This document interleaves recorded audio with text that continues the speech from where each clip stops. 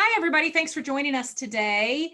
Today, we are going to talk about methods of communication. This is in regards to communicating with your seller or your buyer, your client, but it's also about agent to agent communication. And yes, this is because I am on a transaction right now with an agent who will not talk to me on the phone. This agent will only text me. This agent will occasionally email me. And this agent will wait 24 hours to respond to a question I have. It has been infuriating to say the least, because it's not like I'm harassing this agent with a million questions. I obviously know what I'm doing. I've been doing this a very long time, but I do need to know things like, may we come on Saturday at 2 p.m. to let the HVAC person in to this vacant home? And some of you might be thinking, why are you even asking? Because I have to ask permission. I have a right to go into that property to conduct our inspections because I'm the buyer's agent, and the buyer has a right to those inspections and has a right to access to that home. That does not mean I have a right to unauthorized access. So I have to have permission to go into that home for anything. I also should be having permission to go into that home for a specific purpose. So when I knew that we had an appointment at 2 p.m. on Saturday to take an HVAC specialist in there to follow up with a subsequent inspection, when my buyer emailed me and said, sweet, the painter can meet us there at the same time, I of course sent another message to that listing agent to say, by the way, we also are going to be meeting a painter there for her to be able to get an estimate to have the interior of the home painted post closing. I already had permission by that time to go in at 2 p.m. with the HVAC person, but I was going to also let the listing agent know that my purpose had changed slightly. If the purpose of my visit changes, I'm going to update the listing agent. I'm going to let the listing agent know. Now, what's frustrating is that same Sunday, the buyer wanted to bring her mother by to see the home because her mother had not seen the home. I spent from Saturday night to Monday morning texting and voicemailing the listing agent to ask permission for that showing. And I never got it, not until Monday morning. Well, the mother had already gone back out of town by then. So it wasn't exactly a responsive communication that I was having with this agent. And of course, Monday morning's response was, sure, when would you like to go? Well, yesterday. We would have liked to have gone yesterday while her mother was in town, but that didn't work out. Okay, just let me know when works good for you again. Well, not again, because the mother's not coming back into town. So it could have been very tempting for me to just march on over to that vacant home on Sunday and show it. I didn't have authorization to do that. And that is a difficult conversation to have with my buyer. She was obviously very frustrated. But if you don't have permission, you don't have permission. I have permission to be in that home for the purpose that authorization has been extended to me for. I have authorization to go in there to sell that home. Once that home is pending, I have no business in there. And I'll tell you, back in the good old days, you could go into a vacant house, we thought, for any reason you wanted, even if it was pending. Maybe I wanted to use it as a comp. I remember taking sellers from the neighborhood to see that home when I was getting ready to list their home to see what it compared like. That is unauthorized access. We cannot be doing that. We have to have permission to go into these homes. So that's a long way around the story of please communicate with the other agent. Please communicate with your sellers and your buyers. I would say 85% of the problem files that end up on my desk are due in some way to lack of communication. All that lack of communication does is it frustrates everybody. It does not help with negotiations. It does not make you look like the alpha agent. It makes you look like someone who doesn't know how to do your job. So you have got to have consistent, quick communication. Now, phone calls, text messaging, emails, there are lots of ways to communicate with an agent. There's lots of ways to communicate with your seller and your buyer. If it is your client, they're going to kind of take the lead and show you how they like to communicate. Because while you're on, if it's a buyer, while you're doing your home searching process, they're probably texting you a lot or emailing you a lot. They're probably not calling you a lot, because the bulk of that relationship prior to getting a house is sharing listings, sharing search criteria. And those are things that we want to have a paper trail of. I want to be able to go back and look at what search criteria my buyer was saying they're most interested in. I don't necessarily want that to be a phone call, because then it's, it's gone into the ether after we've had that phone call, unless I have documented it, which of course, if my client wants to communicate it to me over the phone, I'm going to write it down and make a record of it. Okay. But communications consist of several different stages. There's before you're under contract, while you're under contract, and after you have closed. I would say the most important thing to know with your client is, how do they prefer to communicate? This may have everything to do with their work schedule. Perhaps they're a nurse and they can't be checking their phone all day long. So it may be best to do a text message, because they don't have time to dial into their voicemail and check their voicemails from you. Perhaps it's via email, because on their work computer, they can check their email frequently, but they're not supposed to have access to their phone. You need to be asking these questions of your client, instead of assuming that the way you like to communicate will just be the way it is. Okay. You are the service provider. You are asking your clients, how would they prefer to communicate with you? And how would they prefer you communicate with them, and with what frequency? I have clients, I went and showed a property 2 days ago to an investor client. I haven't heard from him in a year. That's what he prefers. He is loyal to me. He's going to call me if he sees a property that interests him. He has no interest in me doing a search for him. His needs are too broad. His search criteria is very, very broad. I would have to have 10 searches in the MLS saved to be able to, really truly find what he's looking for. So we've had that conversation. He doesn't want me sending some sort of subscription email every other day to his email account. He wants to call me when he's got a property he wants to go see. I only know that because I had the conversation with him. He perhaps wouldn't work with me if I was insisting on doing it the way I want to do it, right? So I'm going to always make available to my clients all the ways in which I can communicate with them. I'm happy to communicate by phone, by text, by email. There's never going to be a part of my career where I say, ooh, I'm not very good at texting. Can we do other stuff? No, I am the service provider. It is my job to know how to use all of those resources and how to provide those resources to my client. So I may say to them, voicemails are not something I'm great at checking. I'm happy to make that commitment and do that if you would like to exclusively communicate over the phone. But I think I'm going to be a faster response to you if we do email or text. If they balk at that, I'm checking my voicemail every 20 minutes. Okay. I may hate it, but again, do I want that client or not? Clients, it doesn't have to be easy. This is our job. This is what we're supposed to be doing.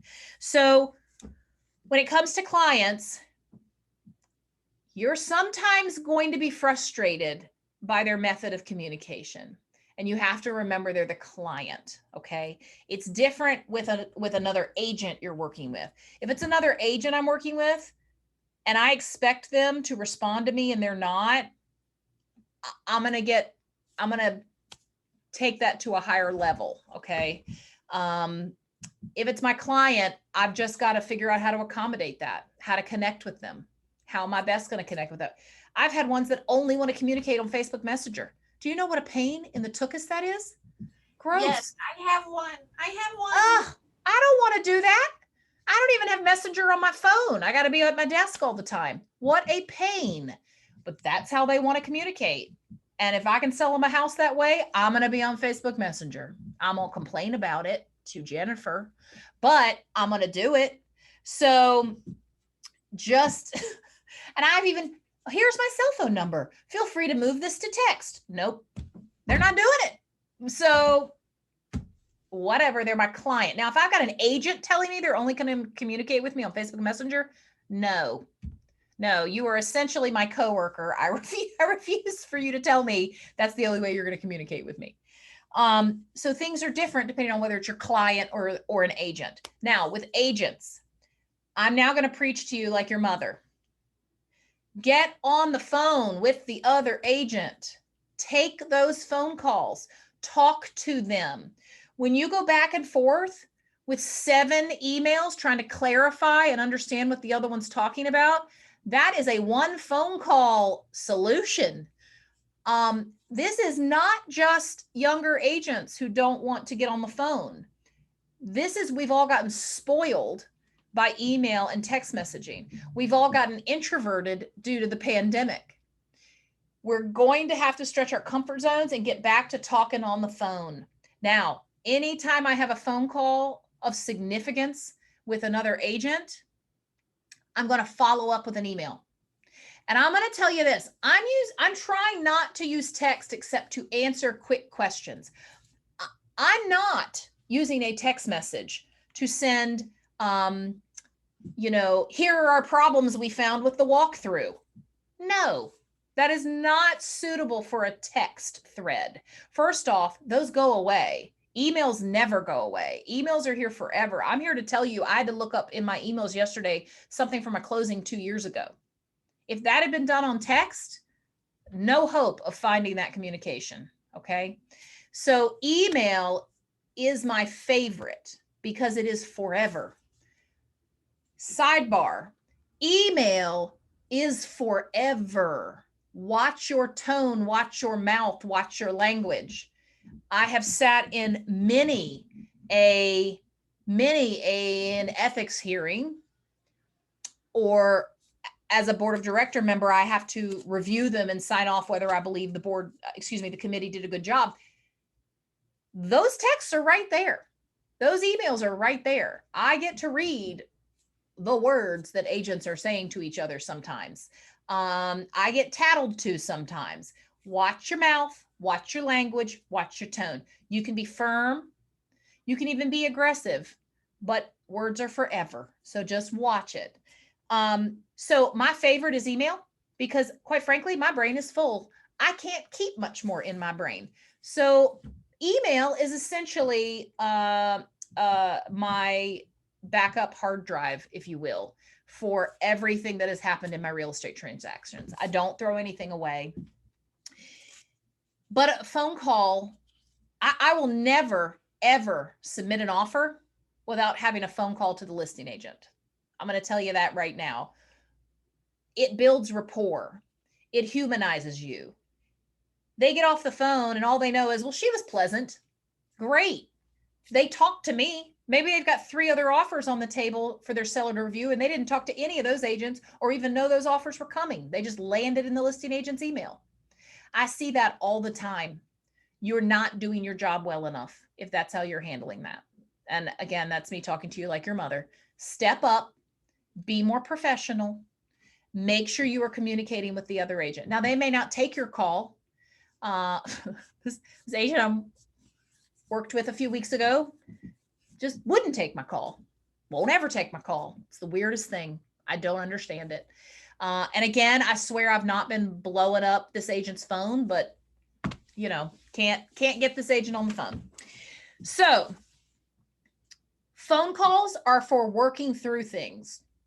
If I am, as the listing agent, have decided with my seller that crediting the repair remediation limit is our best option, that's what the seller wants to do, I'm not just putting that on an amendment and shooting it over to the buyer's agent. I am calling that buyer's agent to feel them out if I feel like their buyer might be a flight risk if we do credit the repair remediation limit, because the buyer would have a termination right. So I'm calling and having a candid conversation with that buyer's agent, and vice versa. The transactions that go the smoothest for me are transactions where the other agent likes to communicate. And I try to reciprocate that. Okay. I try to make sure I'm giving clear communication. One just tiny little tip I can give you that I have found to be very helpful in squashing confusion. And Jennifer and I were talking about this yesterday. Don't use his, her, they, them. Don't use those pronouns. When I'm writing an email, it's the buyer, the seller, the listing agent, the home inspector, the radon inspector. Okay. Because I get carbon copied on these email threads, and it's, well, he said that he wasn't going to do those repairs, but he said those repairs were necessary. Well, the second he was referring to the home inspector. But was it? Or was the seller saying that those repairs weren't necessary? So it's very hard you're just making the other agent work too hard. Okay. You're creating an environment for confusion to happen. They're finishing reading that and they're frustrated because they don't fully understand what you were trying to say. So get rid of pronouns altogether and start going with the buyer, the seller, the listing firm, the listing agent, the inspector. Okay. The HVAC specialist. Use those terms instead of his and her and they and them. Okay. That'll bring some clarification to your communications. Stop sending text messages that are 9 paragraphs long. In my opinion, and this may make me sound old, and I'm fine with that because I am old. If that text message is going to be more than 6 sentences, it is an email. I don't know why you're putting it in a text thread. Okay.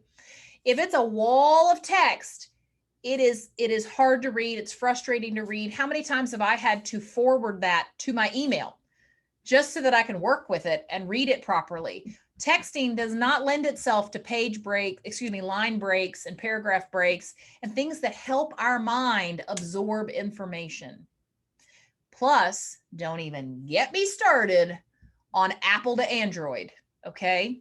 Because it breaks it up, chunks it up, it separates it into 9 tiny fragmented text threads where now my job, because this agent didn't want to write an email, this agent has now sent me a text message that's broken up into 9 fragmented text messages. I've got to try to put them back in order. I'm irritated at you when you do that to me. I'm going to do it because it's my job, but that could have been an email. Okay. I'm getting real fiery today, y'all. Sorry. I obviously feel more strongly about this subject than I thought I did. It was all those ding, ding, ding, ding, ding, ding. Okay, so if you don't know, if you're an Apple user and you don't know, when you send a really long email to an Android user, it breaks it up, and then we get we've got our notifications on, we get a ding every time. So my least favorite is when an Apple user likes my text message, because then it doesn't show up as a thumbs up on my end. It shows up as my entire text that I sent again that says so-and-so liked this. And then it breaks it up into another 5 or 6 text pieces. I think it's lovely that you liked my text. That's very nice of you. But I probably need to get something other than an Android. I don't want to go to Apple, but I don't know what I've got to do. No, I know. So anyway, just my 2 cents and my little irate spiel about being considerate to the recipient. As a real estate agent, I spend the bulk of my day communicating with real estate agents. Every time you send a text message or an email, I want you to pretend you are sending it to me, okay? You're never going to be short with me. You're never going to lose your temper with me. You're never going to cuss me out, okay? I don't think that's happened. No, I don't think that's happened. So when you're talking to the agent on the other side who is irritating the heck out of you, just remember, texts and emails are forever. Also, I'll tell you, there's a broker here in town who records all of his agents' phone calls. So phone calls are forever because I have been called by that broker and played some of my agents' phone calls. Obviously, he's not calling me to play me the phone calls that went well. He's calling me to play me the phone calls that went very poorly. So just remember, everything is eternal. We have entered the phase of everything is recorded. So just keep that in mind. Who has questions about phone calls versus text messages versus emails? It did not come out of my mouth as segmented and as clearly explained as I thought it would be. I just want you to run through your filter every time. Should this be an email? If you've been typing for a while and it's a text message, should that be an email? I'm using texting for, yes, that would be fine. Yes, you have permission for that. And be clear with your answers. When I texted an agent yesterday and said, the buyer would like to meet the underground fencing company at the property Saturday at 2. I will not be in attendance. Is that all right with you? Or may I have permission for that? I got back, okay. I had to say, okay to her going and or okay to me not being there. Now you're making me work too hard. Just do your job. Answer the 2 questions I gave you. Okay. Again, fiery. I'm sorry, y'all. Sorry. But every response is like, yes. On that note, sometimes we do have to just pick up the phone and call, because fiery Ashley's tone right now make it a very innocent text message, and she may read it in a very fiery tone way, and it was not intended that way. So sometimes just remember, you might just have to pick up. If you're having a really bad day, it might come off wrong. So you might just have to pick Yes. up. And I'll tell you, that same agent, when we were negotiating, okay, and we were counter offering back and forth, I got a ha ha ha text message that said, I'm sorry, this is when we were negotiating repairs. This agent texted me and said, my seller got a look at that ROC and told me he wanted to terminate. Okay, well, I'm receiving that as a text message. Was that a ha ha ha ha ha, can you believe real estate, right? Or was that a, my buyer's thinking about terminating? I don't know. I got it as a text message. I have no idea his tone. I have no idea the seller's tone as to whether they really want to terminate, or this is an agent trying to build rapport with me to be like, real estate, am I right? Oh, never a dull moment. I don't know, because that wasn't a phone call. Jokes do not go over very well on text message, you know? So, and Jennifer and I will read each other text messages sometime and go, how do you interpret that? What do you think they're trying to do there? Because it's hard to tell. So I'll stop preaching For at myself. you. I know if I'm having a rough day or a bad day and I get a text message that's perfectly innocent and I've read it and I'm like, oh, no, you didn't. And I'm running to Ashley. Did she mean this way or not? And I say, no, I did not read it that way. But I'm not emotionally involved in whatever it is, And right? we're human, you know? We are human. Yep, that's right. That's right. So I know this is sort of an abstract topic, and I want to get on to prospecting letters, but if anybody has anything to add or contribute to this conversation, we'll pause for a moment to see if you do. Otherwise, we're going to get on to sharing my screen and looking at some prospecting letters, which is the real reason you're all here. Not to show up for me to give you a lecture about texting, voicemailing, and emailing. Getting a little salty. No, I apologize. I went off coffee last week. I thought I'd be less fiery. I'm drinking my tea, but apparently I can be salty on tea as well. Okay, well, we're going to move on to prospecting letters. So I'm going to share my screen.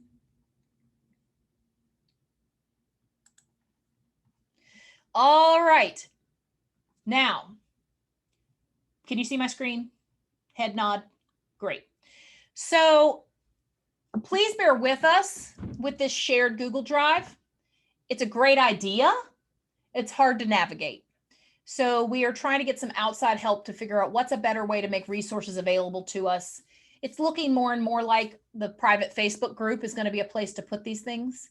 So I kind of don't like that because I don't want to give Facebook all my stuff, you know. Of course, I'm okay with giving it to Google, I guess. I don't know. I mean, don't we all belong to everybody now? So I'm probably getting hung up over the wrong things.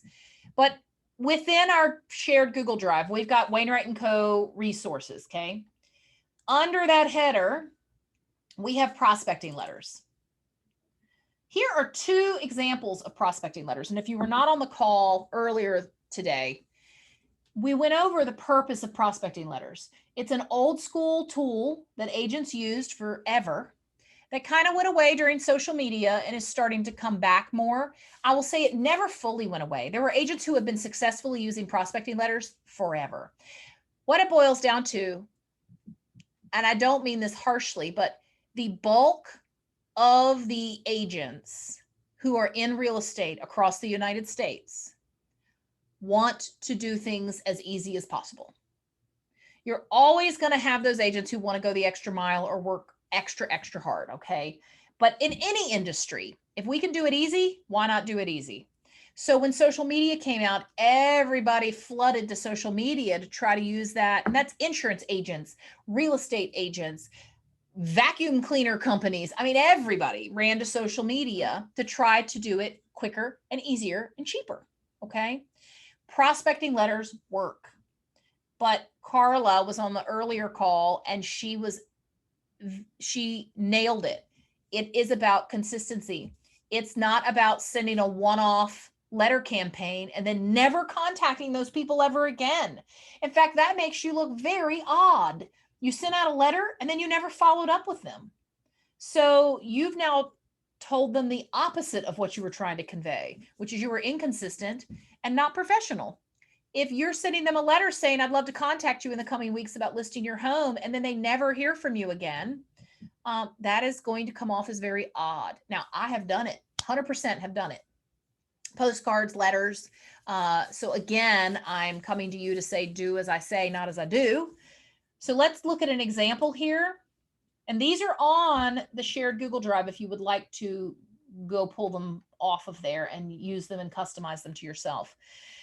So this just simply says, dear sample seller, my name is Sample Agent and I'm a realtor in your area. I have a ready and willing buyer that is interested in purchasing your 4-bedroom, 2-bathroom home in Southwest Roanoke County and is already pre-qualified. I would love to have the opportunity to discuss an offer with you at your earliest convenience. Thank you so much for your consideration. Warm regards, Sample Agent, Wainwright and Company, blah, blah, blah, blah, blah, right? This is a letter that I'm going to be sending out to a homeowner who is in a neighborhood that my buyer would like to buy in that neighborhood, okay? I will have gone on the tax records, and if you've not been on CRS tax data on our MLS, it is incomparable for trying to quickly and easily figure out what homes in the neighborhood are going to be most suitable for your buyer's search criteria. When you go on to CRS tax data, there is a tab called prospecting. It will let you say, I want Southwest Roanoke County. I want at least 4 bedrooms. I want at least 2 bathrooms. I want at least an acre lot. You're not going to find that, but it exists. You could check that checkbox. We do have a video on the YouTube channel showing you how to do that and showing you how to create a prospecting list. And then you can roll this letter out to them. Do not ever send one letter if you're not going to follow up, okay? Do not send a postcard unless you're going to follow up. So these letters are here. I'm going to show you the other one. That's prospecting letter number 1. This one is about when we have low inventory. So this one says, dear homeowner, and I would urge you to use CRS tax data to customize this and make this not say homeowner, but instead make this actually say the seller's name, okay? The homeowner's name. There's a good chance you've been hearing about how hot the real estate market is. Like many homeowners, you might be considering a move, but you've been waiting for the right time. As a real estate professional, I'm thrilled to report a positive outlook for those who are thinking about selling. Below are statistics that indicate it may be a seller's market. No duh, right? According to the National Association of Realtors, there's currently a 2.1 month supply of available homes for sale. This is far below the 6-month supply that many real estate experts consider normal. Fewer homes for sale generally indicates a seller's market. Indication number 2, bullet point 2. The number of homes for sale is 23% lower than the same time 1 year ago, and the average number of days a home is on the market is only 16, which is historically low. Additionally, the National Association of Realtors reported that single-family home prices nationwide have risen 12.9% year over year. I'm sharing this information with you because inventory in Roanoke is low, and I'm hearing from agents and prospective buyers that they just can't find what they are looking for. If you've thought about selling, please give me a call. I'd love to visit with you for a no obligation and no pressure consultation. This should be letter 2. Letter 1 is, I have someone interested in your home, but of course only say that if you do. If you don't have someone interested in their specific home, then make it a little more generic. Once you've sent the warm-up letter to them, you're going to follow up with a second letter that is giving a little more meat to the conversation. You're going to talk to them a little bit more about statistics. If you blow them out of the water with statistics in the first email, they're not even reading that email. Keep the letterhead the same. You want them to easily recognize, oh, I got a letter from her last month. Okay. And then letter 3 may be saying, I'm going to be by the neighborhood next Saturday, handing out some free gifts, some bubbles, since it's summertime. I'll be dropping one on your front porch. Please watch for it and enjoy blowing bubbles with, on this beautiful sunny day, right? That is letting them know you're not a creepo who's just going to leave a bottle of bubbles on their front porch randomly. Instead, you have indicated you'll be by the neighborhood and you'll be putting out bubbles on their front porch to help them celebrate July. Okay. These are ways you can start warming them up to you when you're still a stranger. Now, I'm going to stop screen sharing. And I'm going to open it up and see if anybody has any experience with this, any conversations with this. Anybody have any tips or tricks or anything you'd like to share with the group? Please do.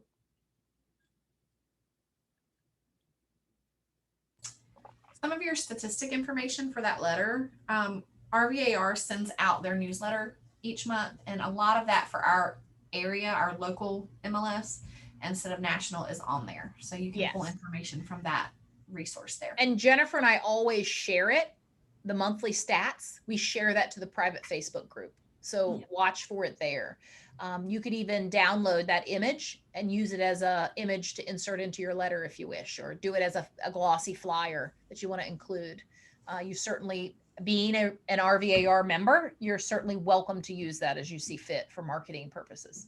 And that letter came from the NAR. So that's where that one came from. Great. Great. Anybody have any questions?